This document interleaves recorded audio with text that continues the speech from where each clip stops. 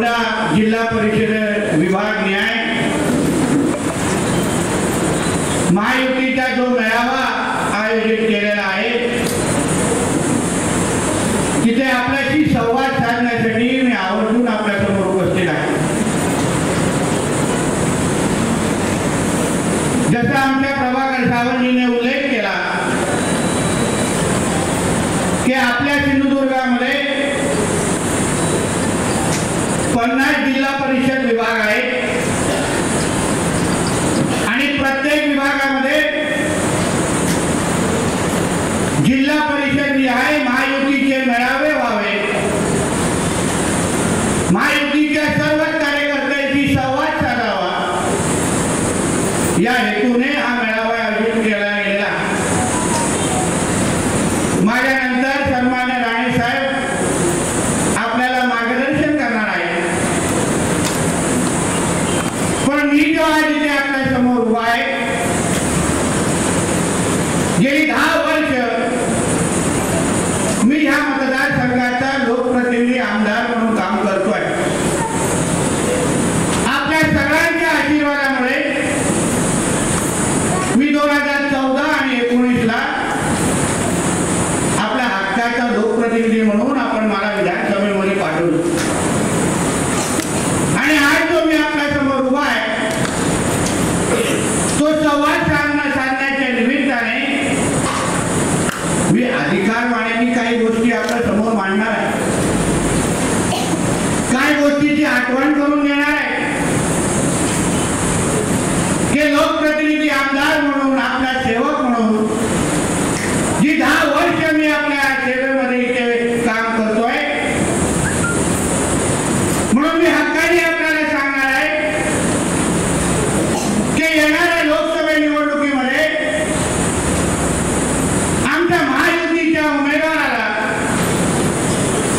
सन्मान्य राणे साहेब यांना आपल्या सगळ्यांच्या माध्यमातून या फोंडा जिल्हा परिषदेकडून मला 90% मतदान झालं पाहिजे अशी विनंती मी या निमित्ताने करणार आहे. बांधवांनो, आपण सगळ्या जणांनी टाळ्या मारल्या, पण जेवढ्या टाळ्या मारल्या त्यानुसार मतदान आतापर्यंत झालेलं नाहीये. एकाच होणार, कारण का मी प्रत्येक मीटिंगच्या अगोदर सन्मान्य राणे साहेबांना प्रत्येक विभागाची मतदिक्या किंवा मठाची आकडेवारी देतोय. ज्याचा मी फोंड्याची मतदानाचे आकडे त्यांच्या समोर ठेवले, ते मला लगेच सांगले की तिथे पाहिजे तेवढं मतदान झालेलं नाहीये, मतदान कमी आहे, मतदान कमी आहे. जेवढा फोंडा जिल्हा परिषदेमध्ये मतदान होतं त्याचे 50% मतदान अजूनपर्यंत झालेलं आहे. 45 ते 50% मतदान आतापर्यंत झालेलं आहे. बांधवांनो, ह्या 2.5 वर्षामध्ये गेली पहिली 8 वर्ष तुमचा आमदार हा विरोधी पक्षामध्ये होता, म्हणजे राज्यात एकाची सत्ता आणि तुमचा आमदार विरोधी पक्षामध्ये. पण तरीही गेली 8 वर्ष तुम्ही कुठल्याही गोष्टीची चिंता न करता जेवढी निधी मी तुमच्यापर्यंत पोहोचू शकलो, मग ती आमदार निधीच्या रूपाने असो की जिल्हा नियोजनच्या माध्यमातून, जेवढी निधी मी आपल्यापर्यंत पोहोचू शकतो ती सगळी निधी आपण स्वीकारली आणि त्याच्या पद्धतीचा आशीर्वाद मला त्या निमित्ताने दिलेला आहे. कधीही आपण मतदार म्हणून तक्रार केली नाही, नेहमी आपण माझ्या बरोबर उभे राहिला, घरातला मुलगा भाऊ म्हणून मला आशीर्वाद दिला. पण 2.5 वर्ष जेव्हापासून आपल्या राज्यामध्ये महायुतीचं सरकार आलं, तुमचा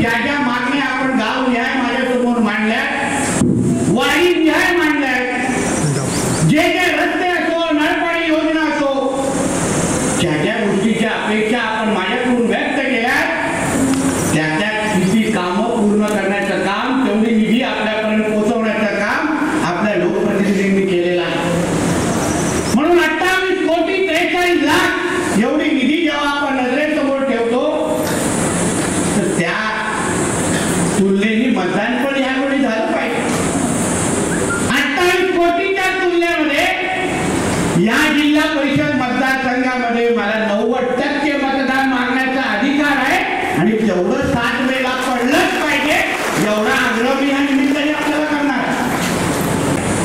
कारण आपल्या सगळ्यांच्या प्रत्येक ज्या ज्या मागण्या आपण अधिकारवाणीने माझ्यासमोर ठेवल्या, मी असो माझ्या भारतीय जनता पक्षाचे सर्व सहकारी असो, जेव्हा जेव्हा आपण माझ्या हातात निवेदन दिलंय, जेव्हा जेव्हा कुठलं संकट आलंय, तेव्हा भारतीय जनता पक्ष आणि महायुतीचेच कार्यकर्ते आपल्या समोर आले. आमच्या आग्रे मॅडम इथे सरपंच म्हणून ते उपस्थित आहेत, उपसरपंच म्हणून आमच्या मोदी मॅडम आणि अन्य सगळे आमचे महायुतीचे सदस्य म्हणून इथे उपस्थित आहेत. ग्रामपंचायतीची निवडणूक झाली तेव्हा पण आपण महायुती म्हणून आपण लढलो आणि 90% मतदान आपण ग्रामपंचायतीमध्ये घेऊन दाखवले. मला ह्या निमित्ताने प्रश्न पडतो, आपण सगळेजण हे बघा जरा काय थोडं जरा सांग बोलू म्हणून जेव्हा या फोंडा विभागामध्ये 90% मतदान अगर आपल्याकडे असेल, 28 कोटी एवढी कामं अगर महायुतीच्या सरकारने केले असतील, मग विरोधी पक्षाला मतदान इथे का पडावं हा प्रश्न खरं म्हटलं तर ह्या निमित्ताने तुम्ही विचारा. काय बघू नका माझ्याकडे बा, काय नाही काय ठीक आहे. 90% मतदान आपल्या इकडे ह्या निमित्ताने झालं पाहिजे बांधवा. विरोधी पक्ष म्हणून त्यांना मतदान मागण्याचा अधिकार आहे का? कामं केली आहेत का? जेव्हा जेव्हा तुम्ही निधीची अपेक्षा केली, जेव्हा जेव्हा काय अडचणी आल्या, तेव्हा भारतीय जनता पक्ष आणि महायुतीचेच कार्यकर्ते आपल्या समोर आले आणि कामं केली आहेत. माझे अन्य विभागाचे सरपंच गोंचरी असो किंवा डोऱ्या बिड्याचे सगळे सरपंच इथे आहेत, निवडून गेलेले सरपंच आहेत. तेव्हा तुम्ही भरघोस मतांनी त्यांना सरपंच म्हणून निवडून दिला. म्हणून ह्या निमित्ताने मी आपल्याला सांगेन, मी जास्त वेळ घेणार नाही. की माझी इच्छा आहे की राणे साहेबांनी आपल्याशी जास्त बोलावं. मला फक्त आपल्या लोकप्रतिनिधी म्हणून, आपल्या हक्काचा माणूस म्हणून मला ह्यावेळी मतदानाचा आकडा, जेव्हा मी 4 जूनला राणे साहेब मतदानाचा आकडा बघतील, कुठल्या विभागामध्ये मला सर्वात जास्त मतदान पडलंय ह्याची जेव्हा यादी त्यांच्या समोर ठेवली जाईल, आमच्या जिल्हाध्यक्षांच्या समोर ठेवली जाईल, तेव्हा माझा फोंडा विभाग हा पहिल्या 3 क्रमांकामध्ये मला पाहिजे एवढा विश्वास त्या निमित्ताने तुम्ही व्यक्त केला पाहिजे. तुम्ही सांगितलं पाहिजे की नाही जितेजी, भारतीय जनता पक्ष आणि महायुतीच्या लोकांनी आमचा विकास केलाय, आमच्या मागण्या पूर्ण केल्या आहेत.